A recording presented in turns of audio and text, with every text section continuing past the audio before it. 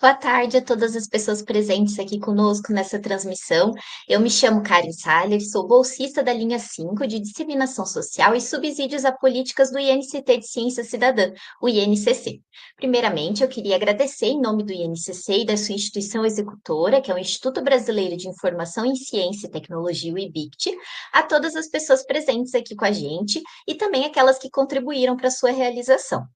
Hoje nós vamos acompanhar o sétimo webinário do ciclo Diálogos em Ciência Cidadã, que é promovido pelo INCC em parceria com a Rede Brasileira de Ciência Cidadã e com o apoio do CNPq e da CAPES.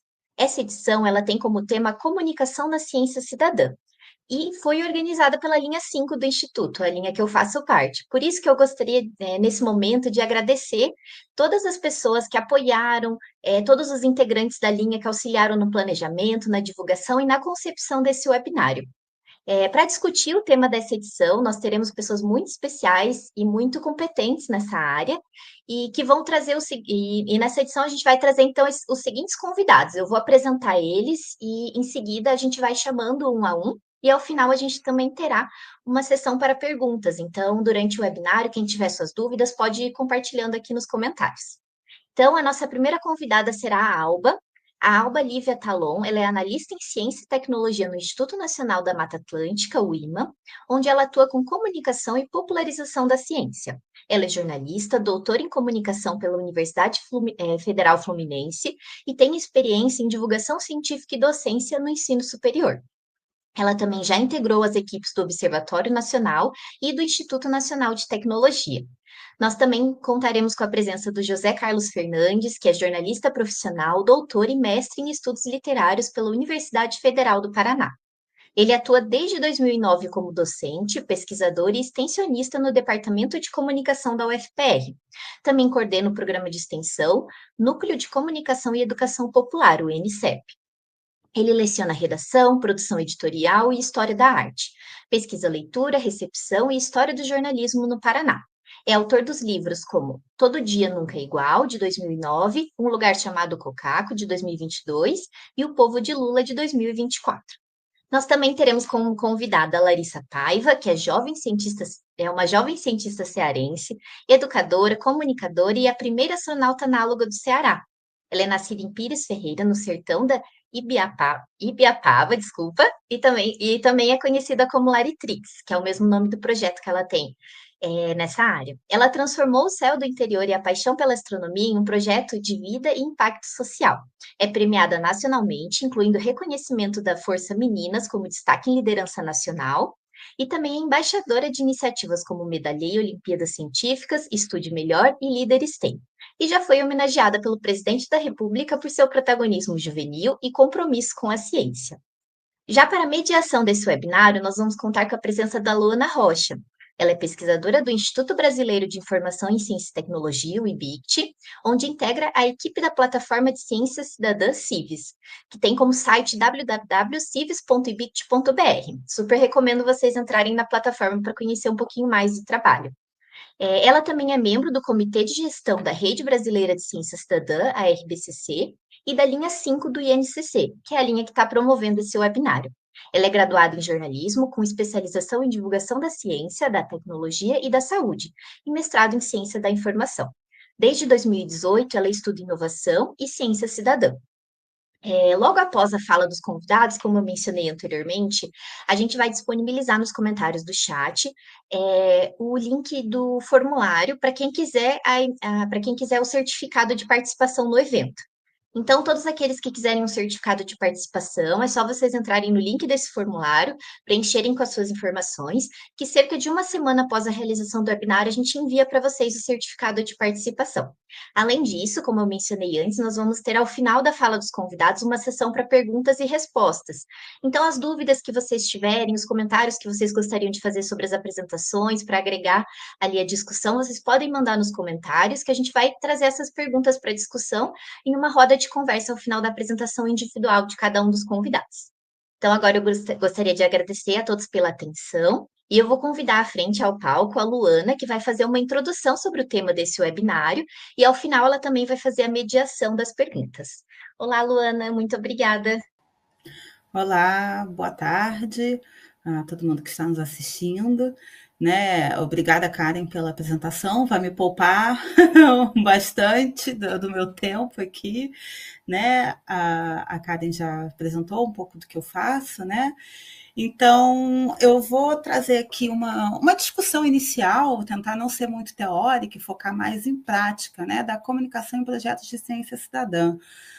Porque é uma questão que a gente tem observado, a gente já discutiu na linha 5, e até um exercício inicial que a gente fez ano passado, do qual vou falar mais para frente, que, principalmente no Brasil, né, a gente tem os projetos de ciência cidadã muito na base do voluntariado, coordenado por pessoas que têm muita experiência na área acadêmica ou muito interesse pelo tema do projeto, mas não tem a formação em comunicação. Então, a comunicação é feita de forma muito intuitiva, né? E a verdade é que hoje em dia todo mundo consegue fazer comunicação por conta das tecnologias de informação e comunicação, né? O projeto de ciência cidadã, ele demanda muita comunicação. Isso que a gente está fazendo aqui hoje, esse evento, isso é uma forma de comunicação, né? A comunicação é algo muito amplo. Então, assim, tem essa afirmação que eu encontrei num guiazinho, um guia de comunicação para a ciência cidadã. No final, eu vou colar ali no chat as referências, algumas referências, né? É uma publicação em inglês. Um dos problemas que a gente tem, inclusive, na discussão de ciência cidadã, que é uma grande parte da literatura está em inglês, e a gente está querendo ampliar a produção acadêmica também no Brasil, né? Que afirma isso, que 95% da ciência cidadã é comunicação. Né? Isso é uma frase de impacto, né? Vamos pensar a respeito disso, vamos refletir e debater essa questão. Então, primeiro, assim, qual é a ciência cidadã? O que é a ciência cidadã da perspectiva em que eu trabalho, né? Que se considera também no INCC, na RBCC, que é uma abordagem que busca promover essa contribuição e o engajamento de não cientistas ou cientistas cidadãos, interessados em ciência. Esse é um termo que tem sido bastante discutido, qual é o termo mais adequado, né? Mas é aquela pessoa que não tem a formação acadêmica, não é profissional da ciência, né? Então, o engajamento dessas pessoas na produção, na análise de conhecimento, de dados, informações, né, na co-construção disso, desses temas relevantes para a ciência e questões de importância socioambiental. A gente passou por uma pandemia, né, crise climática, são vários temas aí que afetam a sociedade e para as quais a gente vai precisar de soluções coletivas, né? Então, a ciência cidadã está aí, e numa perspectiva da ciência aberta, que é uma vertente também da ciência que pensa na abertura da participação, abertura dos dados, publicações abertas e outras questões. Não vou me aprofundar nessa discussão aqui, porque não é o nosso foco, né? E aí eu trago essa reflexão aqui, essa pergunta. Será que é possível engajar essas pessoas e construir conhecimento colaborativo, né, de forma colaborativa, sem uma boa comunicação? Será que a gente consegue isso? Será que é possível, né?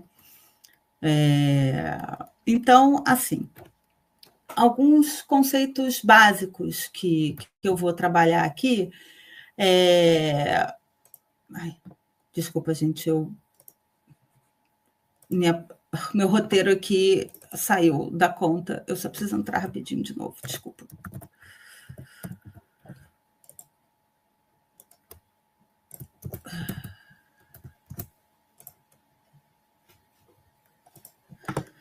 Bom, então, voltando aqui, né? A comunicação, na verdade, ela é um termo muito amplo, né? No geral, ela fala de um processo, né? É um processo, não é só de transmissão de informação, de transmissão de conhecimento. Lá na origem da discussão teórica da comunicação tinha muito essa ideia, mas ao longo dos estudos, das investigações, assim, foi se percebendo que ela, na verdade, é uma troca de sentidos, é uma troca de ideias, é uma mediação. Tem uma mediação pelos meios, né, pelos canais de comunicação, a mídia, hoje em dia a gente tem as redes sociais, enfim, uma série de mediações que ocorrem entre as pessoas. Você tem comunicação intrapessoal, né? Enfim, é uma discussão muito ampla. O que é importante a gente pensar aqui é que é isso, essa comunicação está sempre transmitindo algo, né, numa via de mão dupla, ou tripla, ou enfim, né, depende do canal que a gente está usando. E também existem áreas mais específicas da comunicação, e isso vai ser até apresentado aqui mais para frente, né, com os nossos demais convidados, eles vão abordar as suas especialidades, e vocês vão ver como é um universo muito rico e muito amplo, né? E por isso a importância da gente fazer essa associação, essa aproximação com a ciência cidadã. A gente tem também uma interseção com a divulgação científica, né? A divulgação científica não deixa de ser uma forma de comunicar questões a respeito da ciência, temas de ciência, né?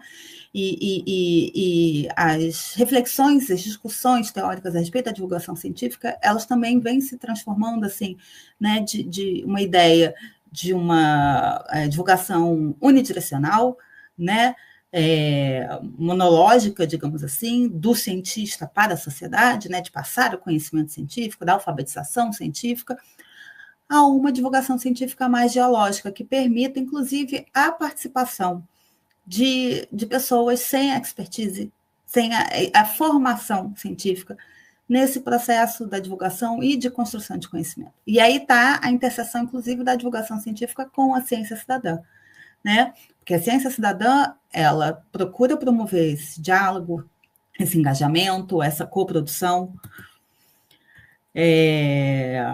Inclusive, a gente vai ter uma pessoa aqui que vai falar de divulgação científica, né? A Larissa, ela faz isso. E vai ser bastante interessante a gente ver essas interseções, né? Inclusive, assim, tem muita gente que considera que a ciência cidadã é uma ferramenta para a divulgação científica.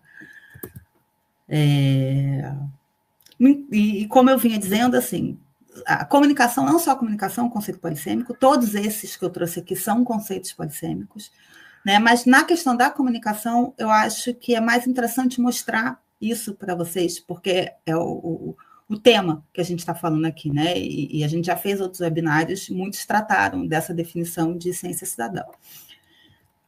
Então, aqui, a gente fez um exercício, eu não sei se vocês vão conseguir ler aí, que eu já tinha até comentado inicialmente. No ano passado, no primeiro encontro brasileiro de ciência cidadã, eu, a Karen e o Luan, que não está aqui hoje, a gente fez uma sessão interativa para discutir princípios, desafios e práticas da comunicação em ciência cidadã, que era um exercício interativo, né? E a gente pediu que as pessoas trouxessem palavras, termos, expressões que eles associassem à comunicação, que essas pessoas associassem à comunicação. E aí está o quadro do que surgiu na discussão inicial, foi uma discussão muito mais ampla, a gente teve muito mais termos depois associados, né? Mas essa foram as palavras iniciais, para vocês verem como comunicação pode significar e ter sentidos diferentes para as pessoas, né? Transferência de informação, informação clara, divulgação, compartilhar saberes, fazer-se entender, diálogos, troca, acessibilidade, né? Comunicação aberta, co-construção, confiança e escutar. Então, é um universo bastante rico, amplo, e na ciência cidadã assume ainda novos contornos e novos sentidos. Então, assim, a comunicação dentro da ciência cidadã, da forma como eu vejo, né, e algo que eu estou construindo, estou começando a fazer um levantamento dessa bibliografia, então, algo que está em processo aqui, essa discussão, mas ela é um processo transversal e estratégico para projetos de ciência cidadã.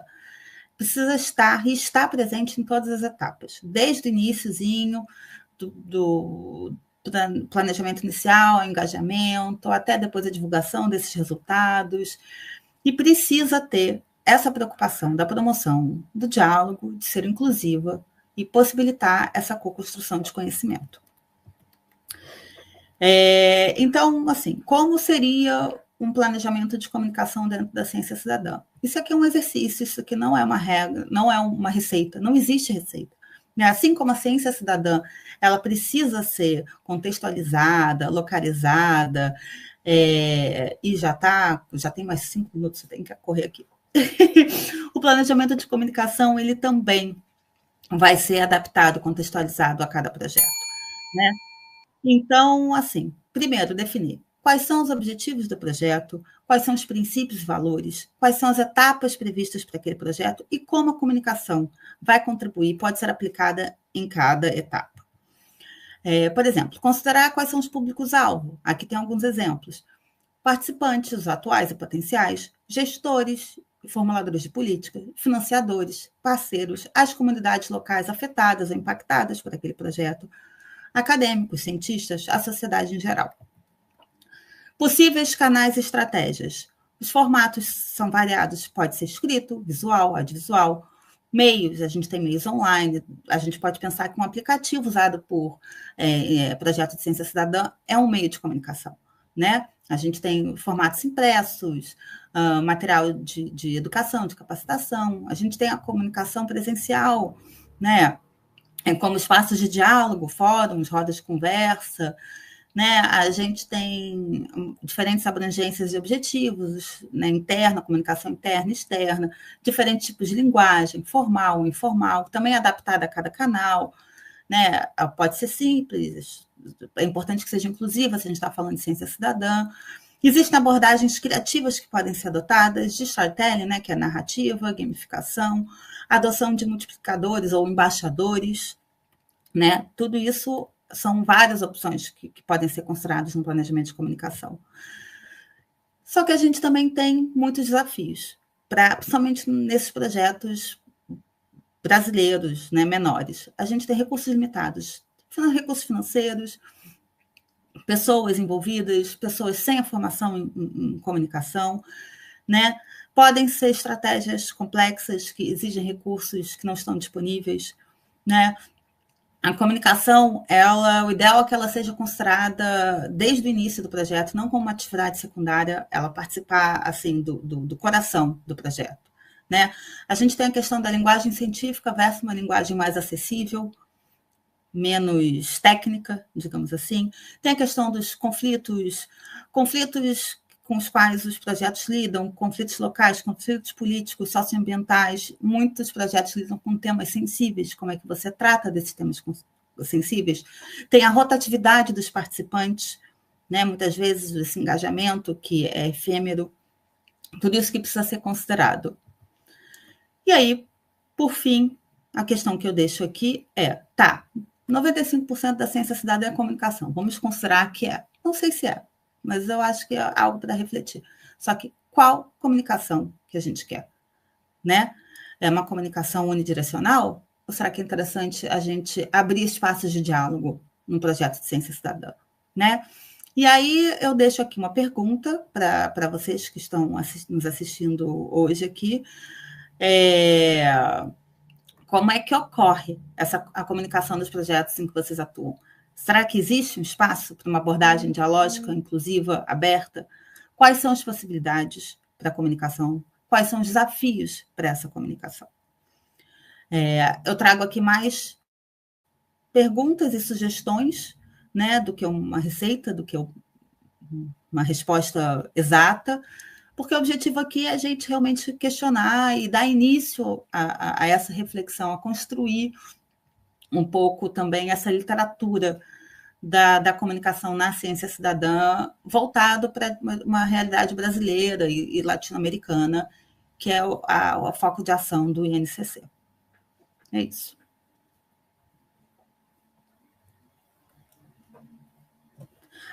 Eu só esqueci. Posso só mostrar? Você já falou da Civis, não precisa, era só a Civis. A Karen já apresentou ali, falou do link, se alguém puder botar no chat para mim. E aí o meu e-mail, se alguém quiser entrar em contato, posso botar no chat depois também. É isso, obrigada. Sim, a Alba, por favor, agora é a sua vez. Boa tarde, gente. Obrigada pelo convite. Peraí que eu acho que já está muito lá na frente, onde a gente parou aqui. Deixa eu ampliar minha tela. Então, a Luana falou bastante da comunicação já ligada aos projetos de ciência cidadã, né? E eu faço uma comunicação que é institucional há muito tempo. Eu trabalho com o Ministério da Ciência e Tecnologia, né? Eu sou funcionária de carreira do Ministério e passei por outras unidades de pesquisa. Hoje estou no Instituto Nacional da Mata Atlântica, que é um tema muito bacana, né? A Mata Atlântica, os estudos para a conservação da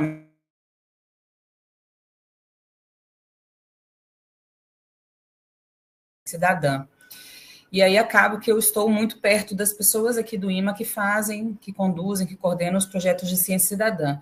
E o que eu quis, né, trazer para cá é um pouco dessa necessidade que a gente tem de fazer o que a Luana acabou de falar, né, colocar a comunicação no coração dos projetos. Eu entendo a comunicação como uma parte da pesquisa, né? O pesquisador tem várias etapas, né? Desde a questão dele, toda a metodologia, até eu chegar nos resultados, e depois colocar esse resultado para a sociedade é parte desse trabalho da pesquisa. Então, sempre nas conversas com os pesquisadores, eu coloco isso. Para quem conduz projetos de ciência cidadã, é importante essa fala da Luana, né? Que a comunicação que nasça junto, né? Que venha junto durante todo o processo da execução do projeto. E aí o que eu trouxe aqui é essa ideia do comunicar para ocupar. Nós precisamos ocupar os espaços disponíveis com informação para divulgação. E aí, para começar, vou tentar ser rápida aqui, porque eu gosto desses dados. O CGE, o Centro de Gestão e Estudos Estratégicos, que é vinculado ao Ministério da Ciência, Tecnologia e Inovação, ele faz, de tempos em tempos, uma pesquisa de percepção pública da ciência, como as pessoas veem a ciência. E aí tem uns dados que são para mexer um pouco com a gente, né? Aqui tem os temas de interesse, e aí dos temas que eu trabalho aqui no IMA, né, meio ambiente e ciência e tecnologia, são temas que têm bastante interesse, as pessoas têm interesse nesses temas, então a gente tem um prato cheio na mão. Só que nessa pesquisa, né, alguns dados mostram as discrepâncias que a gente tem no país de acesso às informações. Então, eu sou aqui, um IMA, né, fica num museu de ciência, que é um museu de ciências naturais, o Museu de Biologia Professor Melo Leitão, em Santa Teresa, no Espírito Santo. 88% das pessoas que foram entrevistadas não visitaram um museu de ciência e tecnologia, que é o nosso caso. A maioria não participou de uma semana de ciência e tecnologia, não participou de uma feira de ciências. O acesso à ciência ainda é muito limitado, né, muito curto. E dessas pessoas que não visitam o museu, que é o caso aqui da gente, né, um pouco não está interessado, um tanto às vezes não tem tempo, muitos não têm, né, na sua região um museu, e isso vai aumentando para quem vai para as áreas rurais. E aí, aqui especialmente para a gente, esse trabalho com a comunidade rural, porque nós estamos num município pequeno, né, um município de interior, os projetos de ciência cidadã, eles têm essa importância que a Luana falou, né, também de ser muito como uma ferramenta da divulgação, porque com os projetos de ciência cidadã, nós conseguimos alcançar pessoas que não têm acesso a essas outras coisas, ou uma semana de ciência e tecnologia, ou um museu de ciências. Então, os projetos, quando eles estão em contato com a população ali, né, quando os pesquisadores chegam perto, levam a essa população um conhecimento científico de qualidade que elas não têm acesso, às vezes, por outros caminhos, porque simplesmente não estão disponíveis ali nas áreas dela. E a forma como as pessoas, no geral, né, recebem informações também é algo que eu trago aqui para a gente poder pensar depois. A maioria das pessoas se informa hoje sobre ciência, né, pelas redes sociais, aplicativos de mensagens, plataformas digitais, um tanto de programas de televisão, TV ou online, e um outro tanto matérias de jornal e revista. Então, esse dado é muito impactante para a gente, como hoje está circulando a informação. As pessoas estão se informando principalmente pelas redes sociais, né? O Instagram é o recordista aí, né, das informações, de como as pessoas acessam as informações sobre ciência, mas tem as outras redes sociais, e o WhatsApp é uma ferramenta grande, porque ela permite circular muito rápido a informação. Hoje nós temos vários problemas relacionados a essa circulação tão imediata de algumas informações. E então, junto com esse bolo, né, de informação, o que a gente percebe nessas pesquisas do CGE ao longo do tempo é como o reconhecimento à ciência vem diminuindo. Esse dado aqui dessa tela, embora ainda seja muito alto, né, a maioria da população reconhece que a ciência tem mais benefícios do que malefícios, ou só benefícios, mas se a gente reparar ali o terceiro quadradinho, é de pessoas que já veem mais malefícios que benefícios, ou só malefícios. E esse número, né, cresceu da última pesquisa da penúltima para a última. O número de pessoas que equivalem benefícios e malefícios da ciência também cresceu da pesquisa de 2019 para a de 2023. Então, esse dado é um dado para a gente estar atento em como as pessoas estão se informando e como elas estão vendo a ciência, né? Qual é a confiabilidade da ciência. E aqui é esse índice de confiança que vem caindo, né, embora para todos os atores, né, todos os agentes públicos, vem caindo esse índice de confiança, a sociedade, de forma geral, então, não confia mais em vários agentes, né, mas no caso dos cientistas também já caiu um tanto, mas o cientista ainda é dos que tem mais a credibilidade da população. E aí eu trago esses dados todos para a gente dessa pesquisa, porque como todo mundo que faz os projetos cidadã, todo mundo está fazendo ciência, é importante a gente olhar para esses dados para pensar o que a gente pode fazer com isso. Nós precisamos popularizar a ciência. A Luana falou ali da divulgação da ciência, né? Essa via que é de mão única, agora já um pouco mais dialógica, a gente já chama de popularização da ciência, exatamente com essa ideia de que com a popularização, essa via de mão dupla, que as pessoas podem se apropriar do conhecimento científico, e quanto isso é importante, né, essa apropriação. Hoje tem o conceito de alfabetização científica, e a ciência cidadã também participa muito nesse processo da alfabetização científica. O que a gente pode fazer com isso tudo? Então, é popularizar a ciência, é tentar, a minha bandeira aqui é essa de a gente pensar a todos os projetos, já incluindo a comunicação, para a gente ocupar os espaços públicos, virtuais ou presenciais, com esse conteúdo de qualidade, reagir às informações falsas que circulam, publicando, então, informações corretas, né, desmistificando alguns assuntos, desmentindo algumas outras inverdades que são divulgadas e que circulam, que se popularizam também. Aproveitar, a gente tem que ocupar os espaços que existem para fazer isso. Então, ver um pouco a comunicação como estratégia. A comunicação, ela é estratégica em termos institucionais e em termos de projeto, né? Ela dá visibilidade, ela fortalece a identidade, ela fortalece a marca, né? Ela aumenta a credibilidade, ela permite uma integração entre projetos, entre público, as relações mais estreitas com esses diversos públicos. A comunicação contribui na hora que a gente circula com informações científicas corretas, né? Informações científicas desse trabalho do trabalho que é produzido, do conhecimento que é produzido. Nós permitimos processos democráticos para tomadas de decisão, a gente permite que as pessoas se apropriem desse conhecimento e estejam mais capacitadas a tomar determinadas decisões, principalmente em relação a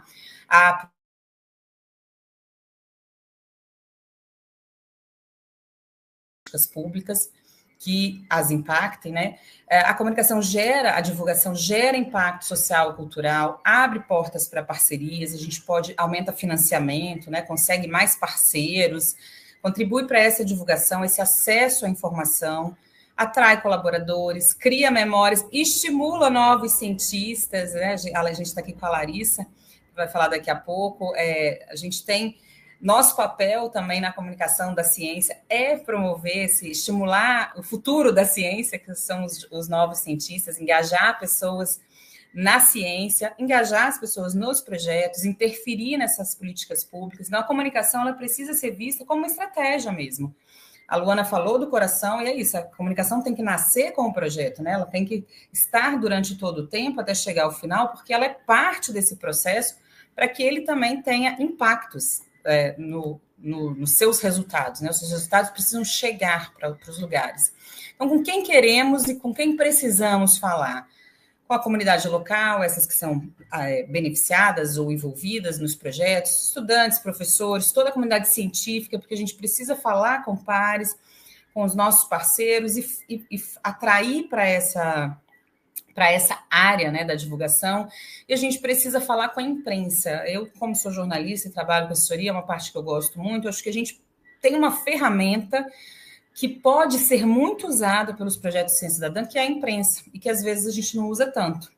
E aí, Luana, como você falando ali dos custos, né? Os projetos são caros, e às vezes o cara você não tem realmente um profissional para estar ali, não tem o recurso para isso. Mas imprensa e rede social, em termos de produto, eles são acessíveis para a gente fazer a divulgação, né? Eu, que sou jornalista, não dependo de mais nada. Eu só dependo de mim para fazer um texto e contactar jornalistas para ver se eles publicam a matéria a sugestão de pauta que eu dou. Então, é uma ferramenta que pode ser muito usada pelos projetos de ciência cidadã.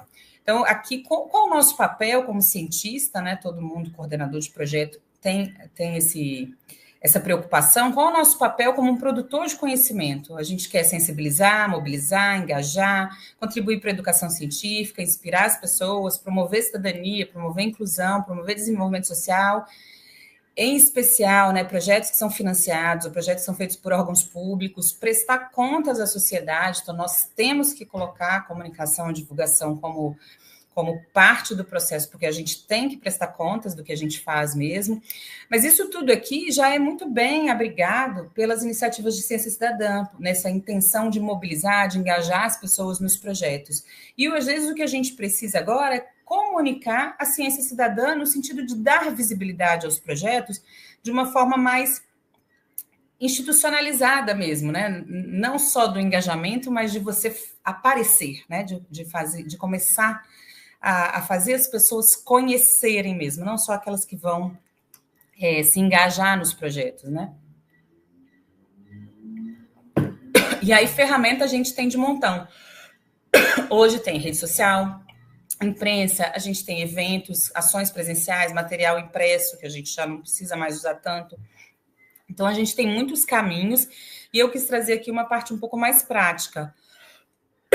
Ai, gente, desculpa. Nas redes sociais, o que a gente pode explorar em rede social? Não é para engajar no projeto, né? Aqui eu peguei esse lado mais de dar visibilidade, para aumentar a nossa... para fortalecer a identidade, para aumentar o alcance, como fosse fortalecer a marca, né? Então, a gente pode aí mostrar bastidores da pesquisa, o antes e depois de um projeto, aquilo que alterou naquela realidade de algum lugar, colocar depoimento das pessoas, personalizar alguns projetos, porque isso aproxima a gente, né, do público. Quando a gente bota pessoas nas postagens, já muda muito. Eu percebo no Instagram do IMA isso, fotos de... Quando são artes, né, cai bastante o engajamento. Quando são fotos de bichos, cresce muito, né, aumenta muito. E quando são pessoas também, aumenta muito o engajamento. Fotos antigas que a gente tem aqui do museu, as pessoas gostam, né? Mas quando é uma arte ou quando é um evento, aí já não tem tanto engajamento na postagem. Então, a gente pode trabalhar com as curiosidades, com os desafios que são enfrentados pelos projetos.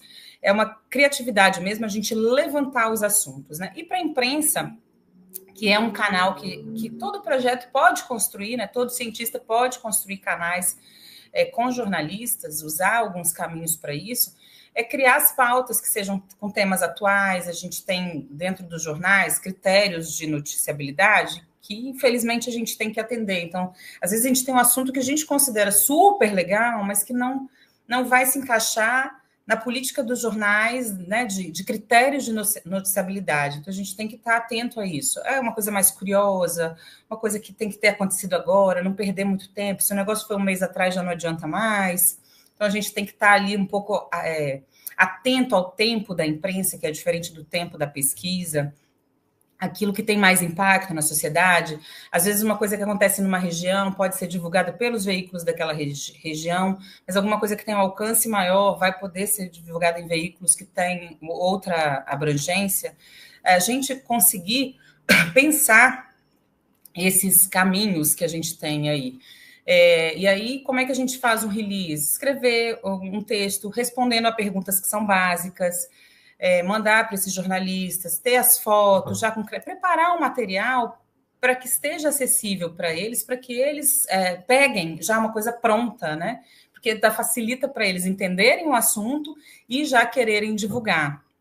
E aí, antes da gente fazer esse contato com a imprensa, a gente tem que pensar se o conteúdo está claro para quem não é da área, porque às vezes a gente tem essa dificuldade, né? A gente fala, não consegue perceber. Então, a gente tem que se colocar, tentar sair, né, do nosso reduto ali, do nosso pensamento padrão, e ir para um outro lado para ver se o que a gente está falando interessa para aquelas pessoas mesmo, se eles se toca aquelas pessoas de alguma forma, né, um público mais geral. Se a gente tem um título que chama, não adianta a gente usar, às vezes, um título que é muito correto ou muito científico, que não vai atrair as pessoas, porque o que a gente quer é gancho, né? A gente quer fazer as pessoas olharem para o que a gente está fazendo. A gente precisa criar este material com uma forma que seja mais adequada para aquele público que a gente está fazendo, que agora, que eu estou falando especificamente de outros divulgadores, né, da comunicação. E aí, muito rapidamente, o que a gente faz no IMA, muito longe ainda de tudo que a gente pode e deve e quer fazer com os poucos recursos e pessoas que a gente tem, né, mas um pouco disso, a promoção de eventos, participação em feiras de ciências, as participações em congresso, criação de exposições, ciência no bar, que a gente considera que é uma atividade de inclusão também, porque vai para a rua falar de ciência. Uma outra pessoa participa de um debate, né? Então você chegou naquela pessoa ali. Os projetos com escolas, a ciência cidadã, que o IMA tem um programa de ciência cidadã, material didático científico que a gente organiza, prepara, cria mesmo. A gente faz interação com comunidades tradicionais, com a comunidade local, com a comunidade científica, muitas atividades aqui para público não especializado, muita ação com escola, a gente recebe muita demanda e tenta atender essas demandas de empresa, de escola, para ter alguém nosso ali lidando e fazendo alguma ação com aquele público. E especialmente sobre este ponto que eu escolhi falar, que é dessa relação com a imprensa, porque eu acho que ela é um status que contribui muito para os projetos, né? Porque essa visibilidade que você alcança com a imprensa, quando você sai ali, você ganha uma moeda, né, de troca com a sua visibilidade. E a ciência cidadã, ela tem um gancho muito, muito bom para trabalhar com a imprensa, né? Um apelo grande. Então, eu peguei aqui um exemplo. Hoje eu estou aqui, deixa eu ajeitar a câmera. Hoje começou aqui o Simbioma. Essa camisa é da espécie símbolo desse congresso que está acontecendo agora aqui, que é essa bromélia da foto aqui. Foi uma planta descrita por 2 pesquisadores do IMA e que a gente divulgou junto com a agência Bore, e foi uma das maiores divulgações que a gente já teve. Ela saiu em mais de 300 veículos do país e ela motivou outras matérias sobre ciência cidadã. Não só sobre ela, né, mas aí outras pautas seguindo sobre ciência cidadã. Então, o tema da ciência cidadã é um tema muito atraente para os jornalistas, né, para os meios de comunicação. Ter a faca e o queijo na mão mesmo. Assim, vocês podem criar conteúdos que, chegando nos lugares certos, eles vão encontrar esse alcance. Então, é isso. Meu convite acho que agora já deu tempo, né? Meu convite é isso. Vamos ocupar os espaços públicos com a divulgação, a promoção do conhecimento científico.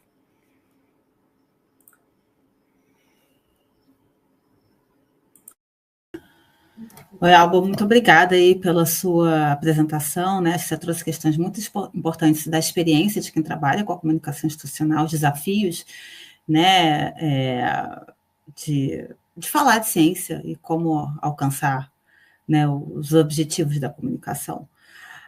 Agora eu vou chamar para se apresentar o Zeca, Zé Carlos, né? Se eu falei errado, você me desculpa. Você está como Zeca, aí eu não vou lembrar. É mais fácil. O palco é seu. Então, tá bom. Gente, muito obrigado. Um prazer estar aqui. Não deixa de ser uma surpresa também E eu vou ocupar esse espaço, como sugeriu a Alba, porque eu estou aqui hoje, né, para falar para vocês sobre extensão universitária, né? E a gente está vivendo com a curricularização da extensão, né, nas universidades brasileiras, as públicas e as privadas, digamos assim, um passaporte para uma revolução.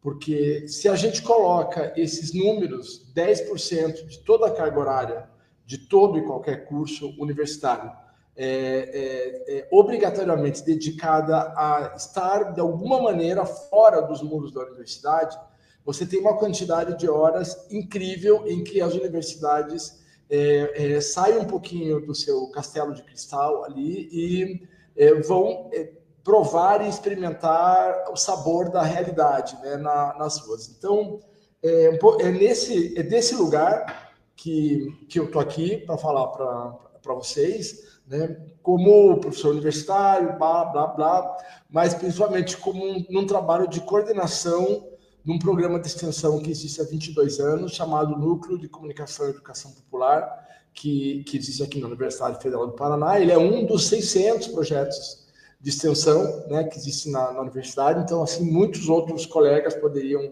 estar aqui falando dos seus projetos e também de outras instituições. Então, eu acho que agora é a hora da gente trazer para o micro, né, as duas falas anteriores. Então, deixa eu só apresentar rapidamente o que é esse INICEP e o que ele possivelmente teria a ver com a comunicação cidadã. O núcleo, ele nasceu, de alguma maneira, ele é filho, né, o neto da Ação Católica, o Ver, Julgar e Agir, aquele método que ali nos anos 50 foi tão importante para a juventude operária, para a juventude universitária, para os secundaristas, né? Esse método dialógico ou dialético, né? Eu percebo a realidade, julgo a realidade, ajo sobre ela, e da minha ação nasce uma nova pergunta que vai de novo para a leitura, para o julgamento e para a ação, e assim continuamente num processo transformador. A fundadora do nosso projeto, a Rosa Maria Dalla Costa, a professora Rosa, ela vem da juventude católica e também das lutas pela redemocratização no Brasil, ali na ditadura militar, né? E como moradora e como ativista ali na região do ABC Paulista. Então, a professora Rosa trouxe essas duas experiências e tantas outras em 2003 para esse núcleo que nasce com uma cara total de uma crença de que a comunicação popular, né, principalmente, ela poderia ser um instrumento para o Brasil se reencontrar depois da ressaca, né, dos anos da ditadura, né? E, então nasce com essa crença de vamos falar para que as pessoas entendam, vamos chegar a lugares onde a gente não chega, né? Vamos sair dessa inércia. Isso numa época, gente, totalmente analógica. Mas com o tempo se agregou a esse projeto a educomunicação, né, que é essa teoria prática tão brasileira que, se fosse reduzir ao mínimo múltiplo comum, a gente diria que não é o fazer para, mas é o fazer com, né? O que parece quase retórico, mas na hora que você vai realmente tentar realizar essa máxima, a gente percebe que tem que fazer quase uma conversão, né? Principalmente se você é jornalista, né? O jornalista, ele é treinado para fazer um gol sozinho, né? E na educomunicação e na comunicação popular, você está noutra instância, né? Não é o nosso tema aqui, mas tanto a educomunicação como a comunicação popular, ela tem muito, muito, muito a ensinar o jornalismo, e muitos veículos perceberam isso e estão mudando suas táticas, tentando trabalhar de uma forma mais horizontal. Quem sabe um outro dia a gente possa trabalhar. Bom, o segundo ponto da fala que eu preparei para vocês era lembrar que há uma estranheza, né? Uma estranheza da gente ter uma estranheza positiva, né? Um projeto de extensão, um programa de extensão, na verdade, tem uma pequena diferença, não vem ao caso, num debate sobre comunicação cidadã. Porque, tradicionalmente, dentro da hierarquia universitária, a extensão briga loucamente para ser vista como produtora de conhecimento, né? Ainda há um ranço muito grande, né, dentro das grandes estruturas universitárias, de ver a extensão como algo menor e tudo mais. Eu não vou repetir todo esse rosário, né, que circunda o lugar não muito privilegiado da extensão, até porque a gente está num momento muito importante e é legal celebrar quando a extensão ela é garantida legalmente como um lugar, e ela tem todo o desafio agora de ser exercida, né? Mas a gente percebe que a gente tem que dividir agora com quem faz divulgação científica, com quem faz pesquisa científica, que há táticas e práticas na extensão que são muito úteis na assimilação e na construção do conhecimento, né? Então, até poucos minutos antes de estar aqui com vocês, eu estava lá com o meu grupo de 24 extensionistas que participam de uma dezena de projetos. Eles passam por áreas de ocupação irregulares, são mais de 5 áreas, pelo Hospital de Clínicas, pelo Grupo Dignidade, que é o mais antigo grupo de defesa dos direitos LGBT do Brasil, por uma escola da periferia de Colombo, na região metropolitana de Curitiba, pela penitenciária central do Estado. Bom, por aí vai. Quer dizer, todas as franjas, todas as margens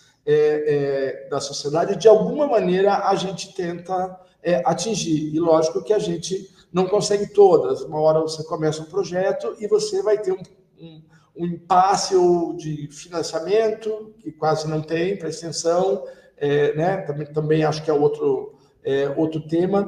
Mas o que interessa hoje, o que me propus a dizer, que essa horizontalidade, esse grupo que se reúne fora do espaço bancário da sala de aula, que por mais que a gente tenha crescido e melhorado e avançado, ainda há uma carteira e uma pessoa falando lá na frente, como no século XIX. Ainda permanece muito forte esse modelo, que tem suas qualidades, obviamente. E quando você vai para a extensão, o próprio educador, o professor, ele sai desse lugar da cátedra e ele vai para um lugar em que a fala daquilo que o extensionista encontrou lá no trabalho deles com as pessoas contaminadas pelo HIV ou com os encarcerados, ele traz de uma maneira muito simples um desafio que é o entendimento dessa realidade. E a gente sai em busca de palavras e de conceitos que possam nos ajudar a entender essa realidade. Quer dizer, do trabalho com os encarcerados, eu estou chamando de encarcerados porque é o termo mais humano, digamos, né, mais possível, a gente vai para justiça restaurativa, por exemplo. Você tem que se engajar em grupos, né? Se a gente está falando de uma escola pública da periferia, como a escola João Gueno, você está falando e percebendo também a situação, a plataformização das escolas públicas no Paraná e no Brasil e todo esse impasse. Então, o processo horizontal da extensão, essa volta para a pergunta, que é esse princípio peripatético, né? De você andar perguntando, é sempre uma pergunta, né? Por que é dessa maneira? Por que tantas pessoas estão presas? Por que não há pessoas pretas dentro das celas? Por que a divisão da sociedade social acaba aparecendo até num lugar tão complicado como o presídio, porque são os que tiveram menos acesso à escolarização e são os que não conseguem entrar nos 10% que vão para a escola. Isso aqui é só um exemplo, né, que eu estou colocando para vocês. Esse processo de fazer perguntas muito simples e diretas, ele é um moto contínuo, né, porque você vai ter que ir atrás e na outra reunião e fazer... Bom, o processo de aprendizado dos programas e projetos de extensão das universidades, eles têm muito a dizer, não só à própria universidade, não só a quem trabalha com iniciação científica, com pesquisas altamente elevadas ou com a sala de aula, mas também para a própria sociedade organizada, digamos, que está aí numa labuta para tornar viável e conhecidos aí uma série de conceitos. Tá? Bom, eu vou para um terceiro passo, né, depois da breve descrição das estranhezas, né, e para a afirmação de que existe um método nos grupos de extensionistas que agora encontraram o seu espaço, que tem um poder transformador e que também extrapolam esse espaço da universidade. Então, nessas táticas, eu colocaria 3 pontos muito interessantes, né, que são as reuniões semanais, que são, de novo, a roda, né, o círculo, esse lugar emblemático em que as pessoas podem fazer perguntas e várias pessoas podem encontrar respostas, não apenas uma, não apenas o dono da cátedra, né, que é o professor, que está ali no processo horizontal, a existência de grupos de trabalho, né, que são, ao você ter um tema novo, a gente criou agora, diante de uma possibilidade de trabalho novamente nas unidades de ressocialização, nos centros de ressocialização para adolescentes em conflito com a lei, privados de liberdade, tem que ter um grupo de trabalho. Gente, vamos ler o ECA. A leitura do ECA ali nasceu espontaneamente e alegremente, porque ela veio por outro viés. Tá? E os pactos freirianos, né? Dentre os pactos freirianos está, bom, primeiro um processo de, desculpe usar uma palavra da moda, né? Mas um processo de resistência, porque também dentro do universo da divulgação científica ou da comunicação da ciência, se vocês me permitem, me desculpem se alguma coisa que eu disser está fora do tom, mas eu acho que também existe nesse mundo ainda uma afirmação de que não é possível, popularizar determinados conceitos, o que para mim indica um pensamento conservador dentro de um espaço que se considera mais liberal. E tem um outro sintoma aí, que é uma carência de formação em filosofia da linguagem, que vai entender que mesmo alguém que tem uma caixa de ferramentas ou uma caixa de brinquedos muito pequena, né, para usar essa metáfora, né, que o Rubem Alves, o grande educador, usava para falar de um filósofo que é muito difícil de ler, que é o Wittgenstein. Então, mesmo que a caixa verbal seja pequena ou de experiências, ainda assim é possível explicar, né, os buracos negros ou explicar o sistema político mundial ou a nova geopolítica para pessoas que, digamos, em tese, teriam menos vocabulário para decifrar esse mundo. E esse é o grande impasse, né, que é a comunicação popular, que parece tão lá encalacrada, perdida e guardada ali nos anos 60, 70 e 80, ela surge como um instrumental importante, como mesmo uma competência. O mesmo vale para a educomunicação, que hoje é uma área, né? Tem graduação, mestrado, doutorado nessa área, alguém se forma educomunicador e tem ali equipamentos, materiais, instrumentos para fazer essa transição, que é uma transição de experiência e de linguagem, e experiência para o lugar do outro, né? No sentido mais comum, né? Vestir a sandália do outro, entender como dizer para ele aquilo que pode ser dito e por aí vai. É freiriano, é um pacto freiriano. Nesse sentido, né, eu vou um pouco para a última parte do que eu queria dizer para vocês, que é o impasse da dialogicidade. Existem 6 critérios extensionistas, né? 6 critérios, mas a dialogicidade é um deles, e parece, assim, o mais mágico, né? Ele tem que ser, assim, você tem que destrinchar a ideia do que é o dialógico, ou a dialogicidade, que muitas vezes ela pode ser entendida por alguém que está começando um processo de comunicação da ciência, que seja simplesmente você aceitar opinião do outro, a opinião não digo, mas a sugestão do outro, ao que ele quer fazer diante de uma comunidade ou numa escola, né, como a tábua da lei que não pode ser questionada. O grande desafio da dialogicidade é que ela seja praticada, né? Não seja só uma tática para constar em relatório. Realmente ouvir e realmente estar preparado para que o grupo com o qual você está trabalhando pode indicar um caminho que não é aquele que você tinha planejado, né? A dialogicidade tem esse poder de diluir os nossos planos, né? E tem que aprender a lidar com isso, porque é realmente por esse primeiro compromisso de alguém que diz o que gostaria de fazer, o que gostaria de conhecer, que ela se compromete, esse outro se compromete com aquilo que você está sugerindo. E é um desafio muito de decifrar o que o outro quer dizer, o que uma comunidade quer dizer com aquilo que ela diz, né? Então, às vezes, ela pode sugerir que quer um site de esportes, por exemplo, né?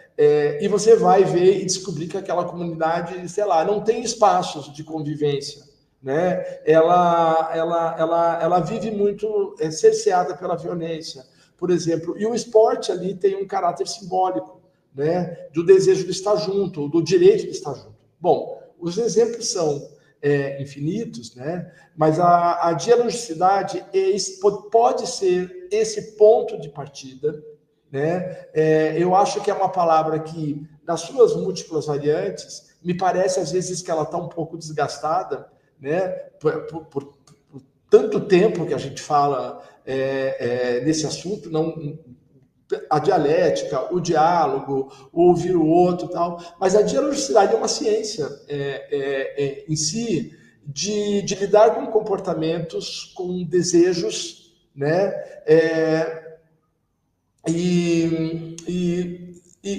Para chegar a algo possível, né? Que é que o outro tenha o direito à fala, a maior potência do ser humano, né? Como dizia o Bachelard, é o direito de falar, né? E quando essas pessoas falam, sim, a gente chegou em algum lugar. Muito obrigado. Depois eu me disponho aí, se alguém tiver vontade de perguntar ou deseja perguntar alguma coisa que eu possa ajudar, estou à disposição. Bom, muito interessante essas provocações, reflexões, Eca. Acho que tem muitos pontos de contato com a ciência cidadã. Não vou me alongar nisso agora, vou deixar para propor algumas reflexões no final. Eu quero chamar agora para se apresentar a Larissa, ou Laritrix. Estou bastante ansiosa para ouvir a sua apresentação e já vi nos comentários que também temos aqui um público fã. Ai, não acredito. Seja bem-vinda. Obrigada, meus amores. Grande honra estar aqui, tá? Um pouco da ilustração do que já foi muito bem apresentado. Companheiros maravilhosos, aí eu já quero trocar figurinha, tá? Já quero saber aí se vocês orientam pesquisa ou esse tipo de coisa, viu? Porque é uma área realmente muito ampla, né? Muito incrível a gente falar de ciência cidadã e falar também de divulgação científica, né? Eu acho importante trazer também como um exemplo de como que a ciência em si, e aí, querendo ou não, a ciência cidadã, ela tem essa capacidade de mudar vidas também, assim como mudou a minha. Então, eu gosto sempre de trazer o meu exemplo, porque vocês vão entender no decorrer aqui, mas através da ciência cidadã, que já foi muito bem explicada e ensinada, e da divulgação científica que eu recebi e hoje eu promovo, foi que eu consegui realmente expandir muito, não só a minha rede, mas a minha autonomia para muita coisa. E aí eu sinto necessidade sempre de trazer esse meu exemplo, e é por isso que vocês me chamaram. E aí, como vocês falaram, Laritrix, para quem não sabe o que significa, meu nome é Larissa, e aí minha estrela favorita chama Bellatrix, que é a gama de Orion, né? E aí me apelidaram, juntou as duas coisas e ficou, e aí é aquele tipo de apelido que quando você gosta, você faz questão que todo mundo chame, e eu fiz, e aí popularizei, e aí virou realmente o nome, assim, da marca também, né? Quando eu atuo inclusive com publicidade e afins. Eu tenho 20 anos, eu sou de escola pública, de escola municipal de Pires Ferreira, que é no interior do Ceará, como foi apresentado também, na Serra da Ibiapaba, no pé da Serra da Ibiapaba, aqui no Ceará, e também do Ipu, que é o município vizinho. Então, nasci em Pires Ferreira, estudei em Pires Ferreira a vida inteira, nas escolas públicas. Inclusive, meu pai era professor de escola pública, hoje ele atua na gestão, daí vem a minha paixão por educação, por pedagogia também, estou estudando pedagogia. E fiz o ensino médio, 2 anos do ensino médio, na escola profissionalizante, que é como se fosse escola técnica, para alguns, no Ipu, cursando a administração. Sou astrônoma amadora, ativista pela democratização de STEM e da informação, influência digital, Forbes Under 30, fui indicada, e outras coisas. E aí, quando me questionam sobre o que eu estaria fazendo aqui, eu trago sempre meu propósito, que é levar a ciência para as pessoas e as pessoas para a ciência. Latrix é sempre uma coisa que anda junta? Não. Às vezes não é intrinsecamente relacionado. Às vezes eu levo a ciência para alguém, eu promovo dignidade, vai se interessar em ter uma carreira científica e de fato seguir. Mas, no mínimo, ela vai ter um pensamento construído a partir da ciência, né? Então, ela vai ter um olhar científico, que a gente chama também de ponto de vista. Já muda algo ali a partir de um cenário onde a pessoa tem ciência. E, da mesma forma, a outra, quando eu levo alguém para a ciência, não necessariamente eu preciso formar divulgadores científicos, apesar de que esse é o cenário ideal, né? Inclusive, acho que a Alba que falou, enfim, todos falaram um pouco, mas a importância de incluir a externalização. Eu aprendi isso, inclusive, com a Educare, que é uma instituição onde eu conheci minha mentora, por exemplo, e ela me ensinou muito disso. O processo de divulgação científica, ele não acaba em descobrir, né? Ele acaba, entre aspas, a partir do momento que você externaliza. E aí outras pessoas vão dar continuidade.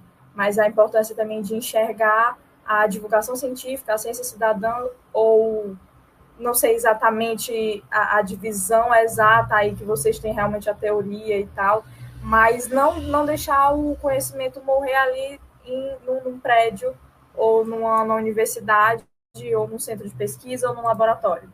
Dar continuidade se faz muito importante. E por quê, né? Desde quando que eu tenho isso? Está muito relacionado porque eu fui uma criança que não teve acesso à ciência. O máximo que eu tive de acesso foi quando eu tinha 8 anos de idade e eu corri, imaginem aqui rapidinho com a gente, eu estava brincando na beira da estrada, e isso você imagina interior, é um cenário realmente de zona rural, tá? Então, pouquíssimo movimento, pouquíssimas casas até, e uma população bem pequena também. O meu município, né, onde eu nasci, tem 10.600 e poucos habitantes, e onde eu moro tem bem menos, né, onde a minha família mora uns 2.000, eu acho, não sei, não temos nem o cálculo, não tem nem a contagem. Então, assim, é uma comunidadezinha onde todo mundo se conhece. E o céu era incrível. O céu é incrível até hoje, extremamente limpo, pouca poluição luminosa. Eu conseguia ver a Via Láctea, né? Então, daí vem o interesse para a astronomia também, a partir da observação e daí. E a curiosidade, ela já existia, eu já perguntava muito, meus pais contam que eu era muito curiosa, mas eu lembro dessa noite em específica, que é a vovó Mundinha, que eu vi na fotinha, foi quando eu ousei questionar e criar uma teoria a respeito de uma coisa muito simples. Na minha inocência, aos 8 anos, eu achava que era injusto, era injusto que eu tivesse nome, você tivesse nome, bicho tivesse nome, a gente dá nome para animais, né? Até planta ter nome e as estrelas não ter nome. Então, mesmo sem saber o que era uma estrela, eu supus que as estrelas deviam ter nome, ser nomeadas, e eu corri para a vovó Mundinha, que ficava ali, eu brinco até que ela era como se fosse meu Google, assim, e perguntei, vovó, as estrelas têm nome? Qual é o nome das estrelas? E aproveitei para inundar ela ali de questionamentos que eu já costumava fazer normalmente sobre aquilo que me interessava, a lua, né? Enfim, tudo isso que quem é de interior também vai entender um pouco mais, essa conexão mais forte parece, tá? Isso é uma suposição minha, parece que as pessoas do interior, de fato, têm uma curiosidade maior para as ciências naturais do que as pessoas que não têm muito acesso ao céu, propriamente dito. Mas eu tinha o acesso ao céu, não tinha acesso à informação, porque a vovó Mundinha lembrou das Três Marias, e é por isso que eu tenho tatuado também, não sei se vocês conseguem ver. Mas ela lembrou das Três Marias, me apontou as Três Marias, falou, minha filha, eu não sei todas, mas aquelas ali são as Três Marias. E aquilo foi muito especial para mim, porque eu descobri que eu podia supor as coisas, que eu podia criar teorias, e que às vezes eu podia estar certa, né?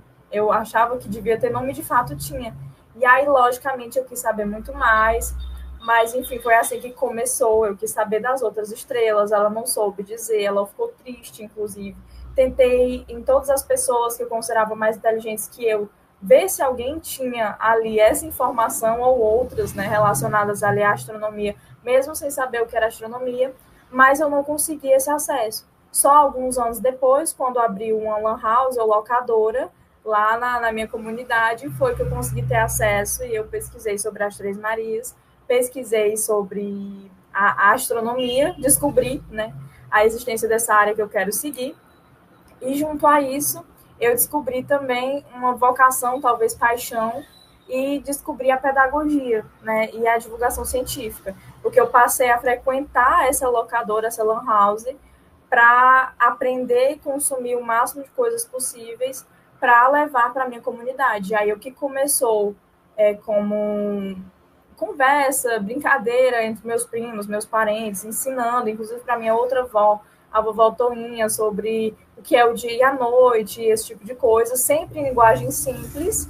até porque é a minha linguagem, e era principalmente da época, e era uma criança de 13 anos querendo ensinar a ciência sem nem saber direito, sem informação nenhuma, sem... A única coisa que eu tinha ali era um computador na lan house, quando eu podia ir, né? E aí depois, enfim, até com a modernização, tudo foi se atualizando, e aí eu consegui ter mais acesso com o tempo, mas naquela época não. E aí eu comecei, enfim, foi assim que começou, só para dar esse panorama inicial para vocês, foi assim que começou a paixão tanto pela astronomia quanto pela divulgação científica, pela ciência cidadã.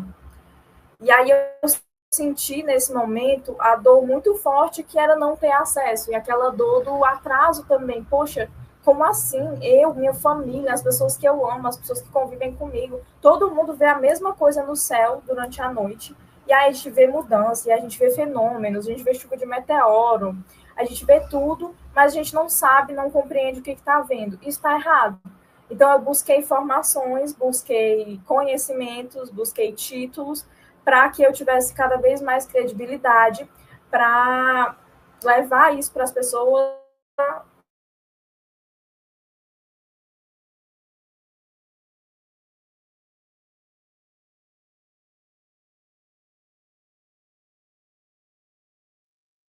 Eu era a única mulher também até esse ano, que a minha aluna Evelyn foi lá e fez também com bolsa o mesmo curso. Para quem não sabe, um astronauta análogo participa de um treinamento lúdico, né? Normalmente lúdico, super didático, sobre o que seria uma missão espacial. E aí eu fiz na Vogel, que é uma instituição bem legal também, que fica em Brasília, ganhei bolsa, ganhei patrocínio para ir, as passagens, né, e tudo mais.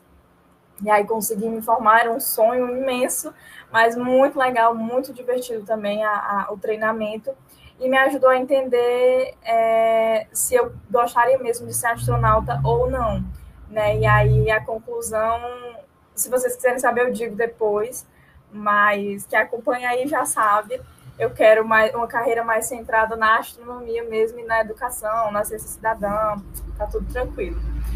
Mas também sou astrônoma amadora, tenho algumas formações pela UFRN, pela UVA, por outros cursos, né? Eu tenho mais de 50 certificados, e grande parte desses certificados são de cursos de treinamento, principalmente da época que eu descobri a astronomia e eu estava querendo mesmo aprender para valer ali com o pouco que eu tinha. Sou palestrante, então, que começou em divulgar para minha família, para os meus amigos, na escola, com quem eu podia ali. Hoje somam mais de 300 palestras realizadas e mais de 20 mil estudantes impactados. Sou caçadora de asteroides e mentora, tenho mais de 20 asteroides detectados, é um projeto que vocês já devem conhecer, mas é um projeto de ciência cidadã veiculado ao IASC, que é o Instituto Internacional de Colaboração Astronômica, a NASA, e o Ministério de Ciência, Tecnologia e Informações. Sou embaixadora da popularização da ciência do MCTI, ex-estudante olímpica e embaixadora do Medalha em Olimpíadas Científicas, graduando em Pedagogia e aprovada em Wesleyan College, que é uma faculdade só de mulheres, bastante firme aí no ativismo feminino, só que acho que não vou conseguir ir, mas fui aprovada lá esse ano passado, esse ano. Tenho mais de 50 participações em Olimpíadas Científicas, não sei se vocês conseguem ver, mas tem algumas medalhas aqui atrás também. E aqui tem algumas fotos que ilustram isso, né? A questão astrônoma amadora, que eu com telescópio, a questão do MCTI, tem aqui Marcos Pontes, tem o Lula, aqui a questão do caça asteroides, é uma simulaçãozinha que eu estava vendo, apontando. E quando eu digo, tá, que ainda falando sobre o caça asteroides, quando eu digo que a ciência cidadã mudou minha vida, do ponto de vista prático, físico mesmo, o notebook que eu estou usando para a minha voz está saindo aí para vocês, do outro lado da sua tela, foi uma doação da Secretaria de Educação do Estado do Ceará, a CECITES, e o empresário lá que doou para eles e direcionou para mim, porque quando eu detectei meu primeiro asteroide, eu estava usando um notebook emprestado. Isso acabou repercutindo muito. Enfim, eu queria tanto participar que eu dei um jeito ali, usei o notebook emprestado e aí acabei comentando isso em uma palestra no Ciência Sem Fim, eu acho. Ou foi no Ceará Faz Ciência, que é uma feira de ciência aqui do Ceará, muito famosa, inclusive. E aí o empresário que estava assistindo falou: isso é inadmissível, eu vou te mandar um notebook. E ele mandou esse notebook aqui, que eu estou usando para falar com vocês. Além disso, a Multilaser também mandou um netbook. E isso muda muito, muito, muito, muito. Eu simplesmente consegui uma ferramenta e mais do que isso, eu consegui um telescópio também para os meus projetos e para o meu uso individual através da prefeitura do meu município, né, quando aprovaram, inclusive, o meu projeto lá, que é o Pires Ferreira nas Estrelas, que eu acho que eu falo aqui. Além disso, eu sou mentora de astronomia no Galaxy Cruise, que é do Observatório Nacional do Japão, que é outro projeto de ciência cidadã lúdico também para criança, para adolescente, onde a gente ajuda ali na classificação de galáxias. E aí o time, né, que é o meu projeto, a gente juntou e assim somando mais de 80 mil classificações de galáxias. A gente ficou no recorde mundial várias semanas, assim, um ranking que era cheio de nome internacional e tal. De repente estava lá Maria não sei das quantas, João não sei o quê. Que, enfim, bem abrasileirado mesmo, e eles foram incríveis, assim, e se empolgaram mesmo, né? A gente fez uma espécie de competição, assim, competição saudável, né? E aí dá para aprender muito sobre galáxias, sobre morfologia das galáxias através desse projeto. Recomendo muito, tá? Quem tiver interesse de saber mais sobre ele também pode me mandar mensagem, ele é super de boa de fazer, não exige nada demais. E até pelo celular você consegue participar, diferente, né, do caça-asteroide, que necessita ser pelo computador, por isso que eu precisei arrumar um na época. Sou voluntária e fundadora de projetos de divulgação científica, dentre eles tem o Pires Ferreira nas Estrelas aqui, o time Laritrix, e outros que eu já estive como fundadora, já estive como CEO, e aí vai mudando. Sou cientista cidadã, né, como a gente já comentou, dessas instituições. Representante cearense, vencedora do Prêmio Mundo como uma menina na categoria Líder em 2023 e Líder STEAM Força Meninas, outra instituição que recomendo muito, que promove muita ciência cidadã, tá? E em especial para as meninas, então, meninas aí interessadas, isso aqui é tudo, assim, tipo assim, eu amo de verdade mesmo a Força Meninas e recomendo do fundo do meu coração. E sou Forbes Under 30 de 2024 a 2025 na categoria Ciência e Educação, como eu já falei. Aqui eu trago umas notícias, né, que mostram a trajetória, assim, a partir daqui a apresentação fica mais visual mesmo, né, porque o intuito é ser como se fosse um exemplo do que meus colegas maravilhosos já citaram aí, da ciência cidadã na prática e como que isso muda a vida da gente. Então, começou ali com 15, 16 anos, acho que essa é uma das primeiras notícias que eu vi. Com 16 anos, os estudantes de Pires Ferreira identificam asteroide usando computador emprestado. E aí começou a repercutir bastante. Através disso, eu ganhei bolsa de estudos, eu ganhei credibilidade, porque eu já falava, eu já era divulgadora científica há muito tempo antes, só que eu falava ali para umas 2.000 pessoas, né, conhecidos. E aí isso foi escalonando, hoje a gente tem mais de 18.000 seguidores nas redes sociais, e eu tenho assessoria, e eu palestro profissionalmente, mas tudo começou aqui, assim, ó, aqui quando eu fundei o projeto, lá em 2021, cearense que encontrou no novo asteroide, fundou o projeto Perisfera nas Estrelas, no Povo.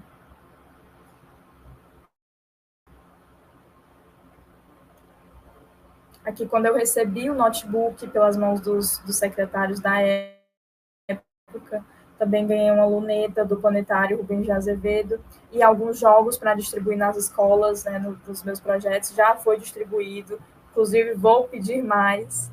E aqui, bem mais recente, né, Jovem Cearense que detectou 25 asteroides entra para a lista da Forbes Under 30, no Media Ninja, homenageada pela Agência Espacial Brasileira, aqui na Forbes Mulher, aqui no Anuário do Ceará, que é um livro super incrível que mostra, enfim, tem a fotinha ali de cada município, aí normalmente tem tipo a igreja, ou o parque, o ponto turístico mais importante.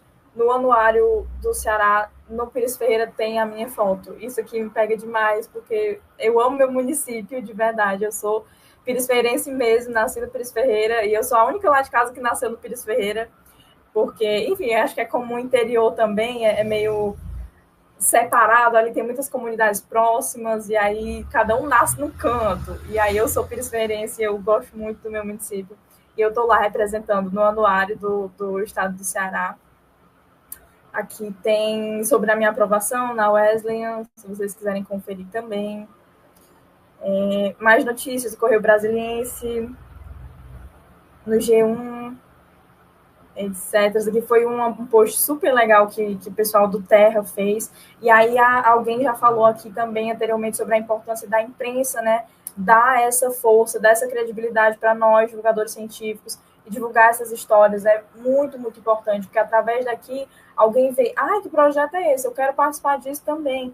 E aí não só isso, tem a questão da inspiração, né? De ver o meu relato como algo que pode mudar a sua vida e querer seguir um caminho parecido ou semelhante. Então, sou muito grata ao pessoal da imprensa, jornalistas, demais, assim, é uma rede incrível. E aí, o que eu tenho feito, né? Aqui eu vou ilustrar melhor rapidinho para vocês, algumas fotinhas para representar cada coisa. Primeiro, tenho me aliado a pessoas com propósitos parecidos, ou trabalhos parecidos, práticas parecidas. Exemplo muito legal, a Nicolinha, que é uma das crianças mais prodígios aí do Brasil, que inclusive recentemente recebeu uma homenagem de um asteroide com o nome dela, né? Um pesquisador de fora, acho que dos Estados Unidos, não sei, homenageou a Nicolinha. E é um exemplo, assim, não só a Nicolinha, mas a rede que a gente tem, porque faço parte também, como que isso muda vidas de fato. Aqui tem algumas fotinhas de participação em ONGs, quando eu atuo. Acho que essa ONG aqui em específico é a Rede Conectar, que é uma ONG do município do Ipu, município vizinho de onde eu nasci, promovendo essas competições, essas atividades lúdicas online, tá? Isso aqui foi, acho que mais ou menos na época da pandemia também. Isso aqui também, mentoria online, ensinando, abrir um Meet, assim, chamar o pessoal a participar. Essa foto para representar as palestras. Mais fotos aqui da comunidade também, JP das Galáxias. Uma das minhas alunas que mais me dá orgulho, que é a Laurinha, lá da Paraíba. Aqui a galera do Ceará ainda receber a medalha do caça-asteroide em 2022, eu acho. Aqui também evento, outra pessoa maravilhosa da divulgação científica, que é a Sofia. Aqui é uma palestra na Paraíba. Aqui é em Guaraciaba do Norte, se não me engano. Aqui é no Ipu, em uma escola por lá.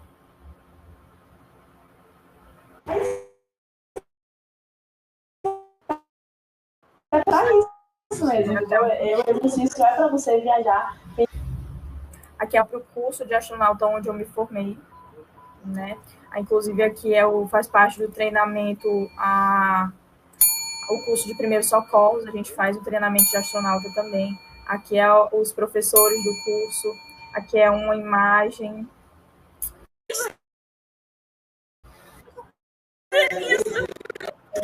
Ai, tá travando.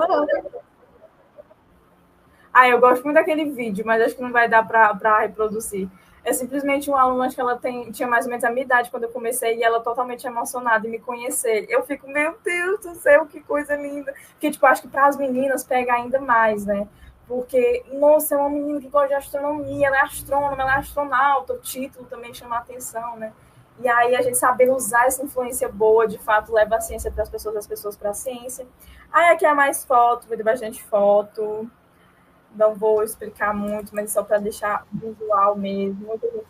Ô, Lari, xodó para mim também. Olha, Larissa, deixa eu te perguntar. Você ainda tem alguma questão importante que você queira falar da sua palestra? A gente está com um tempo aqui curto para fazer as perguntas. Aí, se você puder, então, concluir, por favor. Verdade, ainda tem as perguntas, né? Não, eu só queria deixar indicações aqui, só para a gente complementar, de onde ver sobre ciência cidadã, né? De onde pegar indicações. A Agência Espacial Brasileira, o site é muito legal. Então, sempre divulgando no Instagram também, o Instagram é bastante ativo. A Comunidade Científica Júnior, onde eu sou redatora também, eu escrevo para essa comunidade. Tem meu site também, que está em construção mais em breve. E outra comunidade muito legal é a JCB. Procurem lá, tem a Bia, que é a líder do projeto. Acho que tem gente da JCB aí assistindo. E aqui só são mais fotinhas com meus pequenos. E é isso, para concluir, eu vou trazer essas das coisas que eu não posso mudar, eu estou mudando as coisas que eu não posso aceitar. E eu não posso aceitar que a minha comunidade e que as meninas e que as pessoas de interior e as pessoas de escola pública, principalmente, vejam o céu, mas não tenham ideia do que eles estão vendo e não têm acesso à educação. Então, é isso que move meu trabalho também e que me dá propósito para estar aqui hoje, para estar em todos os lugares que eu ocupo através do meu trabalho da divulgação científica. Muito obrigada por darem uma chance para a ciência. E desculpa estourar o tempo, mas é isso, concluí aqui. Obrigada. Muito obrigada, Lari, pela sua apresentação. Assim, a gente tem aqui um exemplo de uma embaixadora, né? Eu falei na minha apresentação ali de a importância dos projetos adotarem os embaixadores, esses multiplicadores, e é isso que você faz desde muito jovem. Você se apaixonou pelo tema, pela ciência cidadã, e abraçou a causa, e está aí mostrando que é possível, né? Que uma pessoa é capaz de participar, de colaborar, de construir, né? Eu acho que a gente tem uma ponte, né? Muito importante com o que foi falado até agora. A importância também do acesso a tecnologias de informação e comunicação, né, que a gente chama de TIC, quando você comenta que você ganhou o notebook, né, ou você teve acesso à Lan House, e isso eu sei que é um desafio. Eu não acabei me dando conta de que eu não coloquei esse desafio lá na minha apresentação, né? O Zeca também falou dos desafios da comunicação com as populações com as quais ele trabalha, né?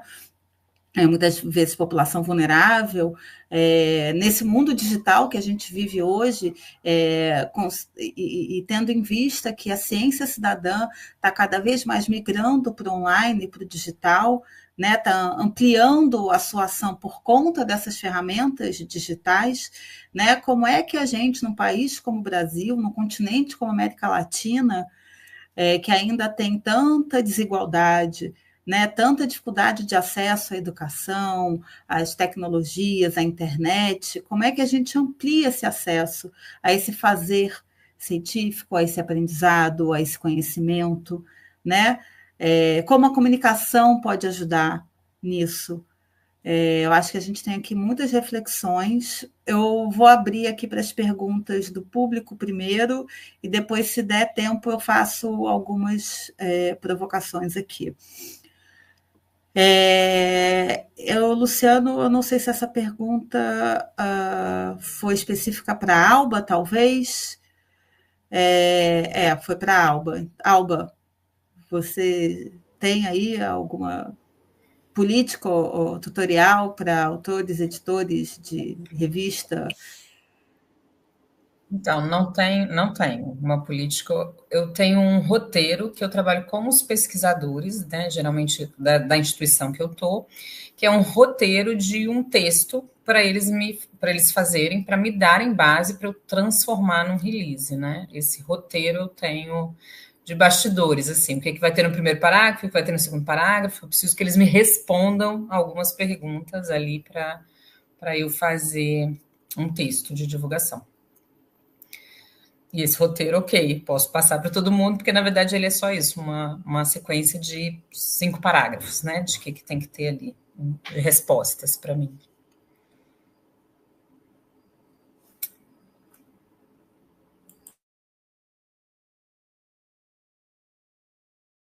Revistas de imprensa, né, mídia em geral, você está falando de periódicos científicos, porque são canais diferentes, então também serão políticas diferentes, né?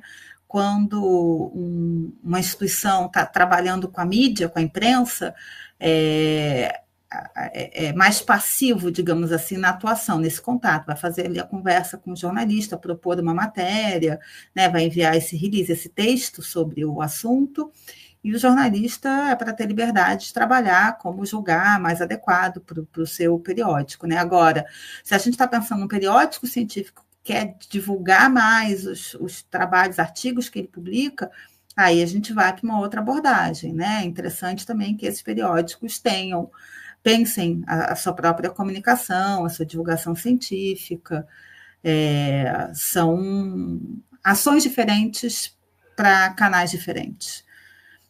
E aí, Zeca, essa pergunta aqui é para você, né? Se você tem algum material de educomunicação, comunicação popular para sugerir, né? Porque eu acho que a ciência cidadã, se for pensar numa comunicação dialógica, tem muito a aprender com a educomunicação e a comunicação popular, que tem essa preocupação da horizontalidade, né? E você fez uma provocação muito importante ali, que é que diálogo é esse que está acontecendo? Ele está acontecendo de fato, né? Que espaços estão sendo criados para esse diálogo acontecer? Então, se você tiver alguma leitura, isso pode ser interessante. Bom, para a Karen, eu já tenho um material para uma pesquisa de mestrado, porque, curiosamente, nas bibliotecas de teologia, da faculdade de teologia que existe no Brasil, é muito farto a quantidade de materiais sobre comunicação popular, que eu acho que não são tão presentes hoje em dia. Não sei se porque a internet popularizou isso, aquele momento do jornalismo cidadão ali, até os anos 2010, 2015, que foi muito forte, que você encontrava sites, inclusive, que mostravam como trabalhar com comunidades, identificar a Dona Maria, que é a boleira do bairro, mas, na verdade, ela já era uma influenciadora. Então, dava essas pistas, assim, de como você perceber onde que a comunidade se agregava, o momento gregário. Então, isso você encontra nesses manuais, de alguma maneira, de comunicação cidadã, que se rarearam, e eu acho que eles são muito pré-internet, sabe, Karen? Tem essa limitação, quando eles são do mundo analógico e eles não conseguem, muitas vezes, falar para o momento em que o popular não está restrito a um bairro, né? Isso é bem interessante da gente observar. Então, uma época você pensava no popular, você pensava, vou me inserir numa comunidade. Mas hoje essa comunidade popular, ela está nesse espaço público, que é o virtual, que coloca desafios enormes. A gente fez, o ano passado, um trabalho para tentar entender a popularidade do jornal Plural, aqui em Curitiba, um jornal nato digital, que conseguiu atingir essas comunidades por meio da produção cultural delas. Quer dizer, a cultura é a maneira como eles se manifestam politicamente, e você acompanhar uma batalha de rima, por exemplo, é uma maneira de você entender essa forma de organização, de resistências, de discursos e de poética, de crenças políticas que esses grupos têm. Então, eu quero dizer com isso que, mais do que um material, o que o momento pede é uma atitude de inserção nesses espaços. Quanto para entender como que esse espaço se dilui também por várias outras comunidades, né? E eles ali se agregam de alguma maneira, o que é um grande desafio, porque é uma nova maneira de consumir a própria informação. Uma outra questão, a educomunicação, eu acho que ela tem uma farta bibliografia, né? Mas o que é muito interessante é ver o que principalmente a rede Intercom tem promovido nos últimos anos, que é as jornadas de extensão e o momento em que os grupos fazem uma espécie de depoimento sobre o trabalho que eles realizaram, que é uma maneira de entender o que eles realizaram em comunidades indígenas, o que eles realizaram em comunidades quilombolas, junto a refugiados, principalmente, ou a grupos minoritários, como a população trans. E ali tem um farto material que está se desenhando sobre como, na prática, na pragmática que é de quem trabalha com grupos populares, que é uma construção que não está prevista, o roteiro serve até a página 2, depois você tem que encontrar um outro caminho. Então, é muito interessante encontrar, ler esses materiais que estão principalmente na rede Intercom, né, lá disponíveis, nos anais desses congressos, em que tem aparecido, como é que eu vou dizer, o relato de experiência, né? O relato de experiência, que eu acho que daqui a um tempo eles vão nos ajudar a entender, num mundo cibernético, né, como fazer comunicação popular. Então, digamos que a gente está falando de um objeto em movimento. Desculpe a resposta muito longa.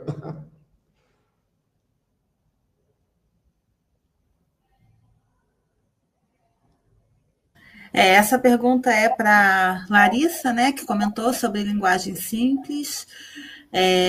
Se você pudesse aprofundar um pouco mais nisso, né, qual é a importância da adaptação da linguagem científica para projetos de ciência cidadã? Acho que você falou muito no contexto da divulgação científica, né? Mas para projetos de ciência cidadã, como é que você vê isso?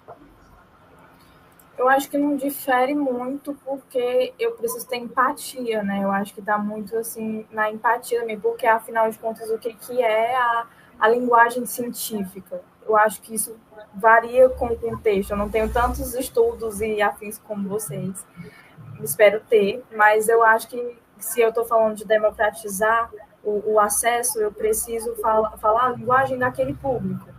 E eu consigo isso com mais facilidade, porque, enfim, eu sou jovem, eu tive acesso como eu comecei a trabalhar cedo também, já com criança, eu estou acompanhando aquelas mesmas crianças, eu falo e meus projetos também têm esse público, e aí tem tanto a comunicação simples, que é para jovens, para crianças, para adolescentes, que é quando a gente tem realmente, eu aposto muito no ensino lúdico, né, tenho muita vontade de fazer pesquisa sobre o ensino lúdico na astronomia especificamente, inclusive, mas eu apoio e aposto muito no lúdico, e é o que tem funcionado, mas com cautela, obviamente, né, porque é lúdico, que é aquela coisa jogada.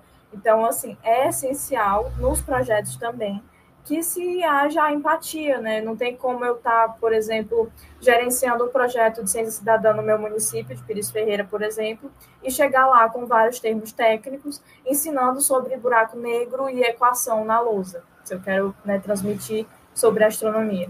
Eu tenho que, primeiro, começar no básico, e uma forma que eu estava até comentando com as meninas, que eu gosto muito, que tem dado certo, é a cultura.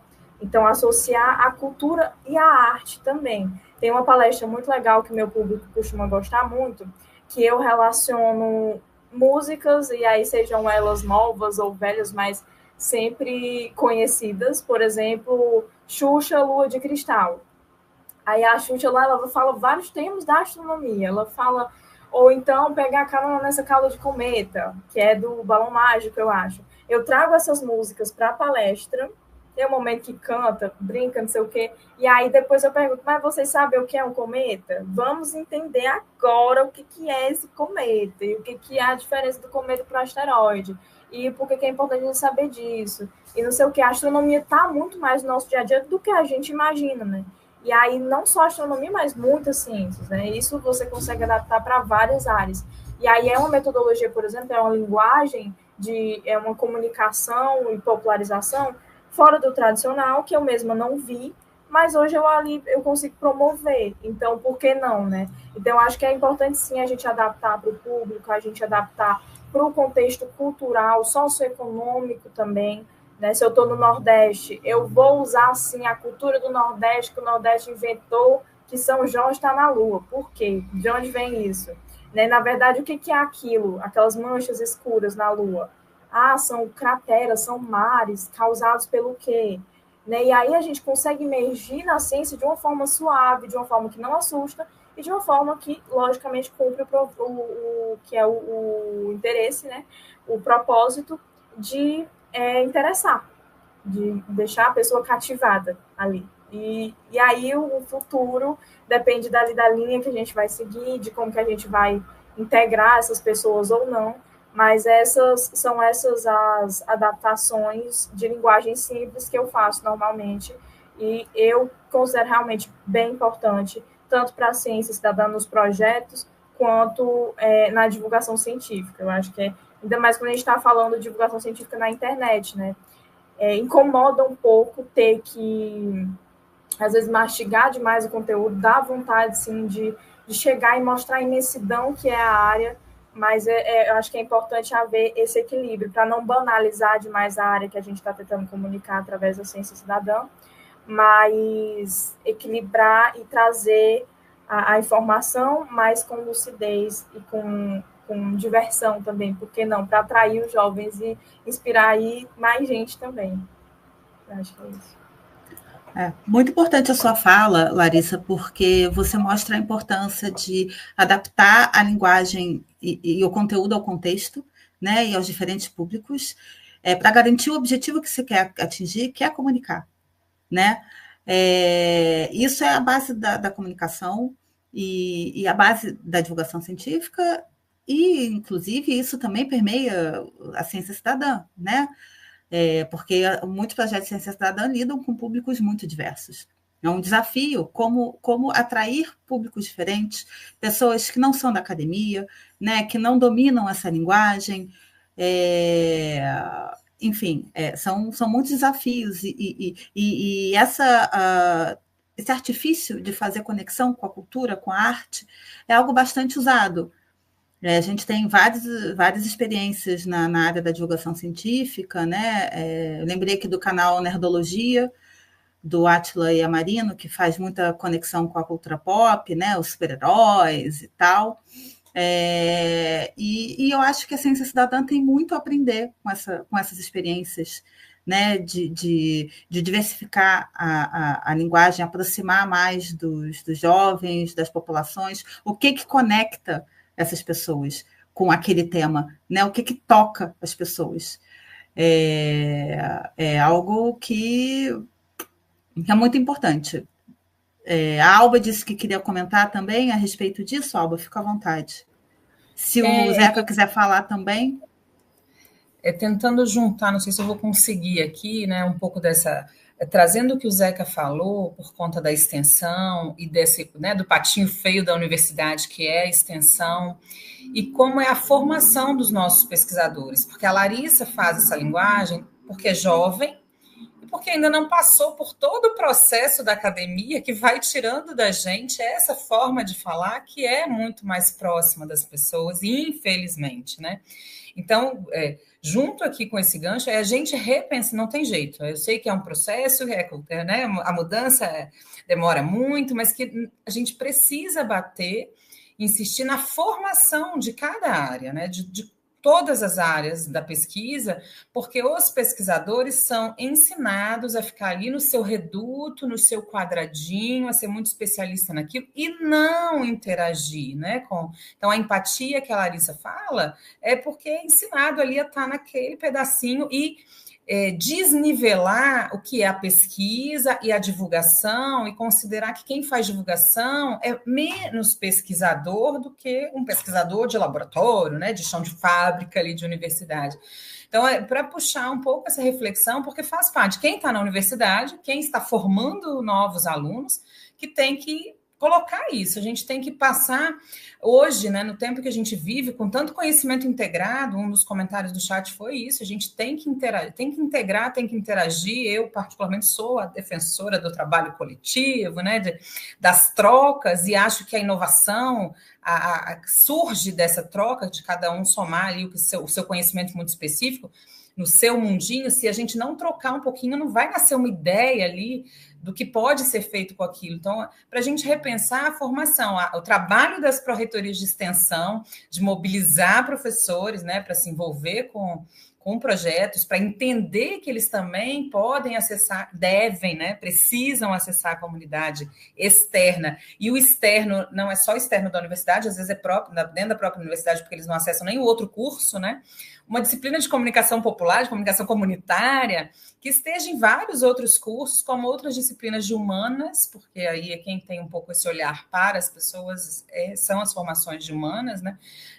Mais dessa integração mesmo, assim. Então, era mais essa coisa de provocar, porque a gente precisa não deixar este assunto morrer. Não, a mudança precisa estar nos currículos de todos os cursos, e os professores novos, né, que estão entrando, tirar um pouco dessa proteção, dessa redoma, desse altar que se coloca a pesquisa ali, e botá-la junto com as outras áreas. E só um PS aqui: Larissa, eu era do Observatório Nacional, então eu fico muito feliz de ouvir, né, toda a divulgação que a gente fez, esse trabalho também, já trabalhamos com música, de live, O Céu em Sua Casa, que é uma live que começou na pandemia, que existe até hoje, um projeto super bacana. Já participei de uma live com o Observatório na pandemia. Amo. Ai, maravilhoso. E aí é muito bom ver como tem frutos esse trabalho da divulgação, que é a divulgação que sai dos muros, né, que sai dessa bolha mesmo que a pesquisa cria. Eu diria assim, que tem uma carpintaria criativa, né, nesse processo, como é criativa a Larissa ali. Eu tenho o prazer de ouvi-la tão jovem, mas a gente está aqui conversando e eu fiquei pensando em algumas carpintarias que a gente encontrou. A gente tem um dos projetos que está no núcleo, que ele chama Cine Trans. E ele foi construído passo a passo dentro do que a gente entende como um projeto de extensão, né? Mas para os próprios alunos, a teoria queer, todas as variantes, as disputas que existem dentro desses grupos, era bastante atraente, porém um tanto difícil. E eles criaram um projeto em que os filmes são projetados no cine, todos os atores têm que ser trans de alguma maneira, e são pessoas trans que vêm para debater. É uma arquitetura, porque a gente não esperava que ia ter tanta adesão, assim. É sábado à tarde, às vezes tem 40 jovens lá comendo pipoca, ouvindo uma pessoa trans. Então, eles se sentem ali não só entendendo um modo de vida, é uma questão que também passa pela ciência, pelo comportamento, pela psicologia e tudo mais, como realizando algo. Então, onde que eu quero chegar? Essa carpintaria criativa da linguagem científica, eu acho que ela passa pela experiência. Principalmente quando a gente está trabalhando com jovens. Os nossos jovens estão muito carentes de experiências, porque mesmo os que vieram de lares mais empobrecidos, e hoje esse grupo está dentro da universidade, é uma mudança fantástica, né? Eles são criados super protegidos pelos pais. Muitos são filhos únicos, é muito comum serem filhos únicos. Quando você permite para ele o acesso a uma pessoa trans, o acesso a uma comunidade, o que parece uma linguagem assim tão antiga, né, que é você levar até lá, é um primeiro passo para a mudança, sabe? Quando ele entende que um encarcerado ou uma pessoa que mora na ocupação, que ele tem que entender aquele mundo e encontrar um vocabulário, né? E que daí você tem a tal que é uma palavra que está muito bonita lá nos nossos relatórios, que é a transdisciplinariedade, interdisciplinariedade, que ela acontece pela experiência. Então, assim, pode ser como é que eu vou dizer? Um palpite jogado no vento, né? Mas eu acho que ele pode servir para a gente como um princípio para mudar práticas pedagógicas que podem levar à maior popularização da ciência. Se vocês me permitem mais um exemplo, Eu acho que a gente não pode esquecer, lógico, que a educação brasileira está sempre atrás, a gente não pode olhar só para os que estão mantendo as distâncias, mas os que estão reduzindo as distâncias, e a gente vai ter sempre experiências luminosas que são mundiais hoje, como a da Escola da Ponte, né, que eles escolhem um tema e a partir da pomba eles estudam a Segunda Guerra Mundial, eles estudam a arte, né, porque vai chegar na obra do Picasso, eles estudam o sistema respiratório, né, eles estudam tantas coisas a partir de uma escolha que vem do grupo, da dialogicidade. Queremos montar um pombal na escola, né? Então, por aí vai, né, esse campo de possibilidades que é hoje um salto meio no escuro para garantir que aqueles que são os destinatários da nossa ação, eles tenham a possibilidade de uma experiência e não só de um discurso. Acho que é um pouco por aí que eu queria dizer. Obrigado. Muito obrigada pelas suas considerações, Eca. Né? Acho que tanto você quanto a Alba trouxeram também reflexões bastante importantes, né? A Alba na questão da academia, aprender a falar uma outra linguagem, né? E fazendo a ponte com a extensão universitária, que é um braço da universidade que permite, se abre também para a experiência da ciência cidadã. A gente tem muitos projetos de ciência cidadã no Brasil que são extensão e não se chamam ciência cidadã, né? Esse termo ele é mais recente, né? A gente já está com o nosso horário no fim, então queria agradecer a participação de todos, né? Queria só fazer um compilado bem rapidinho, que a gente viu aqui experiências bastante distintas, mas complementares de atuação. Né? A Alba, do ponto de vista mais institucional, o Zeca, da extensão universitária, da comunicação popular, a Larissa, do fazer na prática, o jovem que está ali com uma oportunidade, né? Movida pela curiosidade. O Zeca falou também no direito à fala, que eu achei muito importante nesse processo da dialogicidade, como ele gosta de usar. Então, temos aqui questões bastante pertinentes para a gente trabalhar quando a gente pensa na comunicação em ciência cidadã, né, em projetos colaborativos de construção de conhecimento e de construção de projetos de ciência. A gente fica, então, por aqui. Eu não sei se a Karen quer fazer mais algum comentário. Convidamos todos a conhecer o INCC e as iniciativas todas que foram apresentadas aqui. Eu vi que já mandaram nos comentários links para os projetos.